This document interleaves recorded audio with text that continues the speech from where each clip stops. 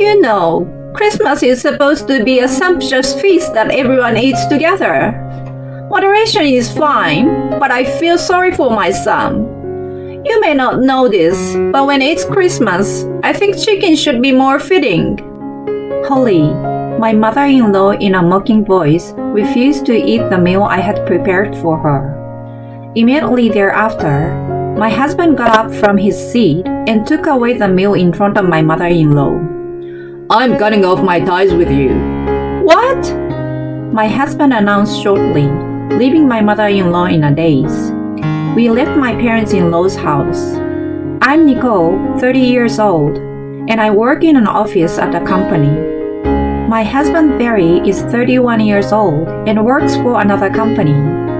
We have known each other since we were children. Barry's father is a corporate executive, and his mother is a housewife, but when he was a child, his mother was often away from home for certain reasons, so we often took care of him at home. Because of this, Barry was well liked by my parents before we started dating, and Barry was also very fond of my parents. We were together all the time, and although there were times when we both went out with different people, we naturally started dating and got married. People around us were very excited about our marriage. I knew you two would get married. We were embarrassed, but happy about the fact that we were married. However, my mother-in-law was the only one who was opposed to our marriage. The reason was that I had grown up without a mother, and also because Barry was supposed to be matched with a young lady who knew my mother-in-law. It was my mother-in-law's idea to marry him off, but Barry and my father-in-law ignored it. My mother-in-law directed her anger at me. My mother passed away due to illness when I was in junior high school. But then, my mother-in-law looked at my family this way. Women raised by a single parent are more likely to cheat on their husbands. They will not be able to do the housework and child-rearing properly that their mothers should have taught them. And other such groundless things she had said to me while hiding behind Barry and my father-in-law. My mother-in-law's family had been landowners for a long time, and the young lady that she wanted Barry to marry came from a family with a good background. She said that it would be better for Barry to marry her than me, who grew up in a single-parent household. It was for Barry's own good, she said, and treated me like an obstacle. At first, why don't you think about marrying Nicole after you meet the young lady I know? There's no need to be so hasty. She casually expressed her objection, but Barry did not seem to listen to her, so she began to speak more and more forcefully. Why are you marrying a girl with a single parent? Your mother found you a wonderful lady. Barry's mother said to him right in front of me. Barry was furious. I'm not interested in that woman, and I don't care if Nicole has only one parent, or if she's an orphan, or if she had both parents. Don't ever say that crap again. Since she got told off by him forcefully, she hid away from him, but still continued to repeatedly harass me. You need to get off your butt and leave Barry. If you love Barry, then get out of his sight so he can be happy. She kept saying, happiness is not something to be decided by the parents. You say I can't do my chores because I was raised by a single parent, but I was the one who took care of the house while my father was at work, so don't worry. I countered my mother-in-law's words, but the fact that she called and even went as far as to belittle my father and tell me to leave Barry, I decided to discuss this with him. As a result, we had no choice but to stay strong until the wedding. But after that, we would keep our distance from his family, except for weddings and funerals. I especially won't have anything to do with my mother-in-law. We were both settled in our jobs, and we got married when I was 25. For the next 5 years, as Barry had said, except for the occasional visit from my father-in-law, we had very little contact with them. We had a good relationship as a couple, and 1 year before Christmas, I was pregnant with our first child. We were both wondering whether or not we should share it with my in-laws. I received a letter from my mother-in-law apologizing to me. At the time, I was so sad that Barry was no longer in my care that I took it out on you. I couldn't apologize right away because I didn't know how I would look to you. I am so sorry. I was quite surprised at what my mother-in-law had written, but if she were really sorry for what she had done, I would tell Barry about it.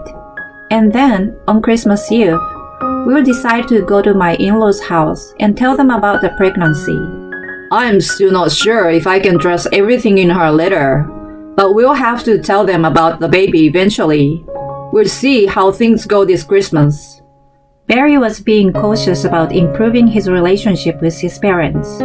Then, on Christmas Eve, when we arrived at my in-laws' house, my mother-in-law greeted us with a smile. She was the first to apologize to me. I'm so sorry for what happened. I've been thinking about it and regretting it for the past few years. So it was really nice to see you again like this. I was relieved to hear my mother-in-law's words and stepped into my in-laws' house as I was welcomed. That day, I spent Christmas Eve talking with my in-laws for the first time in a long time. The next day, however, an incident occurred. I was going to tell them about my pregnancy at a dinner party scheduled for Christmas Day, but I was asked by my mother-in-law, Nicole, it's been a while. Can you help me cook? She said, so I helped her. Although it's a dinner party, it was just my parents-in-law, my husband, and I enjoying a little luxury food and celebrating Christmas. However, my mother-in-law did not help me with the cooking. She left it to me because she said she's in a great hurry to go shopping and prepare for the dinner party. The menu had not even been decided yet, and it was only after 4 p.m. when she told me about it. I felt uncomfortable about it, but when I went to the supermarket, I found some large tacos which were on display, so I bought those. In fact, Barry and I both have fond childhood memories of eating tacos. When Barry would eat at our house, my mother would make these. It's fun and tasty when we all cook and eat together. She'd say, Barry would always remember this, even as an adult. Nicole's mother was always very attentive, so I really enjoyed eating at your house because she took care of me when I ate alone. I was able to forget how lonely I was, he told me, and I responded. It was really fun to eat tacos together, wasn't it? Thinking back on it now, it was also easy because all we had to do was prepare the ingredients. I laughed. And then the dinner party started, and I had just laid out the ingredients for the tacos on the table. My mother-in-law, who was watching me, opened her mouth and said, Oh, you're serving tacos on Christmas? Yes. Well, you told me about what I was going to cook a little late. I can't cook anything elaborate. And besides, in our family, tacos hold a special meaning for us. Is that bad? You know, Christmas is supposed to be a big feast for everyone. Moderation is good, but this is not good for Barry. You may not know this, but Christmas is all about chicken. I couldn't hide my surprise at these words, and I looked at my mother-in-law's face. She was grinning and making fun of me. Then, Barry stood up and took my hand. Let's go home. I'm cutting off ties with her. What? Barry's words were followed by my mother-in-law and my voice. And then, my father-in-law Calvin spoke up. Holly, weren't you trying to improve your relationship with Nicole? In response to this question from my father-in-law, my mother-in-law stared at me with a serious look on her face. She began to answer in a voice that sounded as if she was really worried about Barry. I was going to, but this isn't going to work. You brainwashed Barry, and you're not fit to be our daughter-in-law after all. I have apologized to you, and you're still using Barry to do hurtful things to me. What?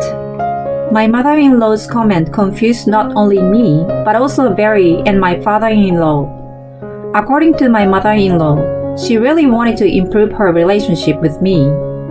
But she decided that it was impossible. And then, it turns out that the lady she tried to match with Barry before also got married, But because of the woman's infidelity, she got divorced and is looking for a new husband. So my mother-in-law decided to bring it up to Barry again. So she sent me a letter of apology to have him come to see her at Christmas. I later heard that while I was out shopping, my mother-in-law had casually told Barry about it. At this point, Barry was already angry with his mother. However, because of the matter of our future child, and since I was out shopping for food, they decided to discuss things after the dinner party was over. You, why are you pushing such a woman to Barry? He already has Nicole. Nicole would never cheat on him, and she's a much nicer girl. The young lady comes from a good family. She and Barry will get along just fine as divorced couples. I'm sure the divorce was caused by an affair, right? You are a man. You can forgive a fling or two, can't you? You forgave me too. The in-laws began to argue. When my mother-in-law said those last words, it was as if time froze. My mother-in-law had an affair once when Barry and I were still children. Barry was in our house often because my mother-in-law was having an affair and was always away. My in-laws were on the verge of divorce once at this time. My mother-in-law apologized and Barry was still very young. My father-in-law was reluctant to rebuild the relationship. My father-in-law was reluctant to reestablish it. My father-in-law, though quiet, became furious. You think I forgave you easily for what you did to me back then? Are you saying that you have no problem with your son going through the same thing I went through? As expected, my mother-in-law was choking on her own foolish words.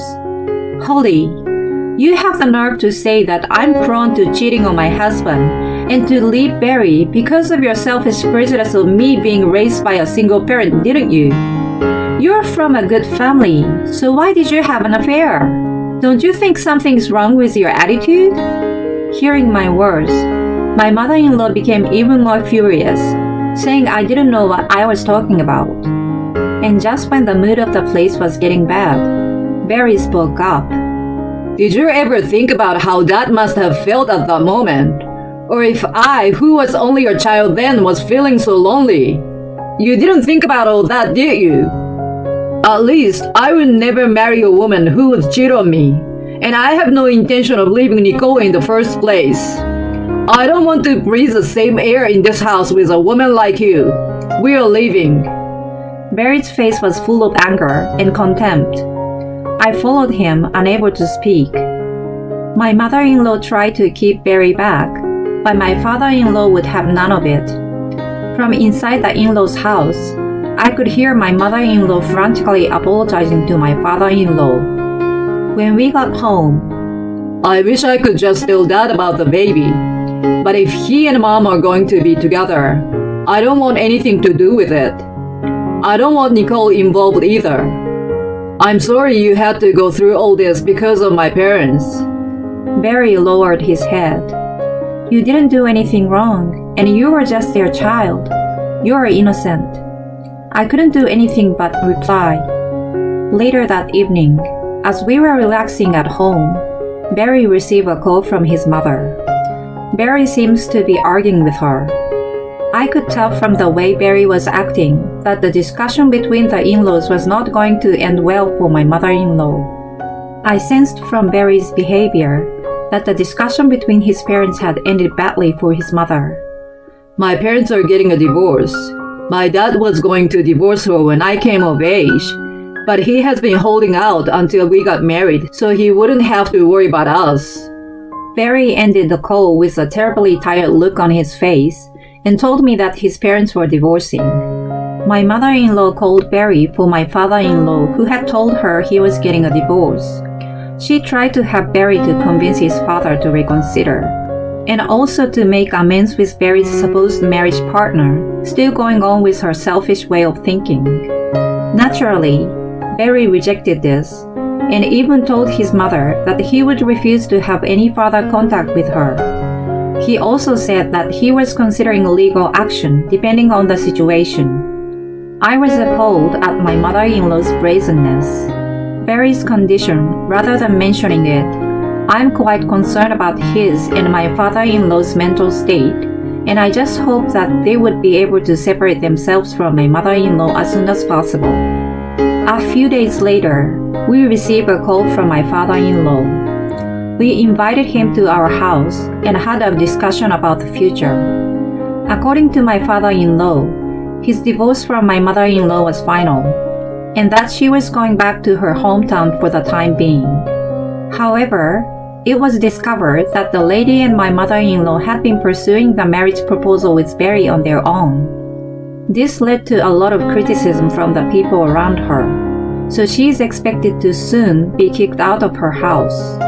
And when that happens, she will turn to Barry for help. We could help her or we could ignore her. That would be up to our own judgment. Of course, Barry decided to ignore my mother-in-law. He even told me that if my father-in-law showed any kindness to her and continued to have anything to do with my mother-in-law, he would also cut his ties with my father-in-law. When my father-in-law heard this, he laughed out loud and said, I don't have that kindness in me. I'm going to hire a lawyer so that I don't have to see her face ever again. He told Barry. Barry will continue becoming a fine man, and you will be there for him. I've seen that, and now I'm thinking it might be a good idea to go back to the countryside and live a life of solitude. You are thinking of retreating to the country by yourself? That's not a good idea, Grandpa. Barry smiled at his father, who was a little sad. I don't see why you two should be in any trouble. You two are getting along just fine, aren't you? Wait, Grandpa? Barry's father, who seems puzzled by Barry's words, recognized the word Grandpa and looked surprised. I'm actually pregnant. Actually, I was talking to Barry about telling you at Christmas. I'm sorry it took so long to tell you. I bowed my head and laughed. My father-in-law looked as if he was about to burst into tears. He asked Barry if it was really true, and then turned to me and kept saying, Thank you. And he was happy to hear that. In the days since Christmas, my father-in-law had been emotionally drained due to my mother-in-law, so I was so glad to be able to report this to him. After talking a bit with Barry, it seems that sharing this news helped him come out of his exhausted state, and he started sanctioning my mother-in-law in a number of ways. First, in order to rebuild things, he meditated on that time when she was cheating on him, demanded restitution for the use of their savings, and asked me to submit and disclose to my mother-in-law's family her bullying and verbal abuse towards me. As for that, I have given my consent, so I provided my father-in-law with a recording of what she said before my marriage and during this Christmas that I had kept in case. Upon hearing this, my mother-in-law's family members became even more critical of her. My mother-in-law, who had nowhere else to turn but her parents' home, began to spend her days under cold stares. Only once did my mother-in-law contact Barry. I don't consider you my mother anymore. I don't even want you in my life anymore. I'm talking to my lawyer, so any communication with me will have to go through him. I will no longer accept direct contact from you. He hung up the phone and blocked incoming calls from her. And of course, my in-laws divorced. As for the affair that Barry's mother had when he was a child, my father-in-law was not able to file a claim due to the statute of limitations. But he would also explain why whenever he got asked about the reason for the divorce. My mother-in-law told her own family and friends that she was getting divorced due to a daughter-in-law issue, and that she was a victim in this situation. The truth about my mother-in-law's affairs spread quickly, and she completely lost the trust of the people around her. My mother-in-law, who had always had a lot of pride, had a hard time even finding a job. My father-in-law told her that she would have a very difficult life in the future. My father was aware of the situation at the time. He said to my father-in-law, "You've been working so hard all this time." He frequently invited my father-in-law to go fishing, which was a hobby he started after becoming single. When things had finally settled down, he was relieved, but still very tired. He has recently started to regain his energy. He and my father have become so close that they often drink together as well as go fishing. As for me, I have morning sickness, but my baby is growing well. I am having a comfortable pregnancy with the support of Barry, my father-in-law, and my father, who take care of me every day. I had only found out by my mother-in-law's affair when our engagement was finalized, but I remember the sad look on Barry's face at the time. We would never let that happen to our child, so Barry and I always talk about how we want to raise our child with love and care.